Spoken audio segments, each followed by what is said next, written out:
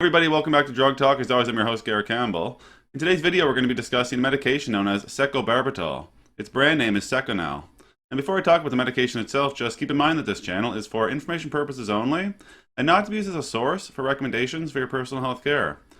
Now, during this presentation, we'll discuss the mechanism of action or how this medication works, indications or reasons we would prescribe this medication to a patient, followed by contraindications or reasons we would not be able to prescribe Secobarbital. We'll then talk about some examples of dosing, and then finish it off with side effects. I put together some slides to go over this information. Let's jump right into it. So the first thing to discuss here would be the mechanism of action or how this medication works. So Secobarbital is a short-acting barbiturate with sedative, hypnotic, and anticonvulsant properties. It exhibits reduction in motor activity, depression of sensory cortex, and changes in cerebellar function. In terms of indications or reasons we would prescribe this medication to a patient, well, we may see this medication used as an adjunct or add-on for anesthesia.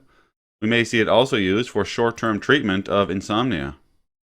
With respect to contraindications or reasons we would not be able to prescribe this medication, well, we wouldn't give this medication to a patient who had a hypersensitivity to barbiturates or to any other component of the medication in that regard. Patients with marked impairment of liver function would not use this medication, or patients with respiratory disease with dyspnea, difficulty breathing, or obstruction. If a patient had a history of manifest or latent porphyria, they would not use this medication, and porphyria would be a group of liver disorders where substances called porphyrins build up in the body and negatively affect skin or the nervous system. Now for some examples of dosing with Secobarbital.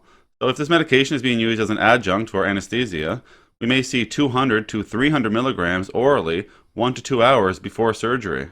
We would individualize the dose, and we would consider age, weight, and their condition when determining this dose. If it was used for short-term insomnia treatment, we may see 100 milligrams orally at bedtime. And it should be noted here that the medication in this setting may lose effectiveness after about 2 weeks. As with all medications, there are some side effects or adverse reactions that patients may experience while using Secobarbital, so we'll go over some of those here now. One common side effect of this medication would be somnolence. This seems to happen 2% of the time. The more serious side effects would be liver damage, which happens less than 1% of the time. Drug dependence is a possibility, as well as withdrawal symptoms. Alright everybody, that's all we're going to talk about today with Secobarbital, or Seconal. As always, I'm very thankful you took the time to come by and watch one of my videos. If you found the information valuable and you'd like to help grow this channel, remember you can like the videos, share the videos, most importantly subscribe to the YouTube channel. There's also some links in the description you can check out as well. So for today, take care.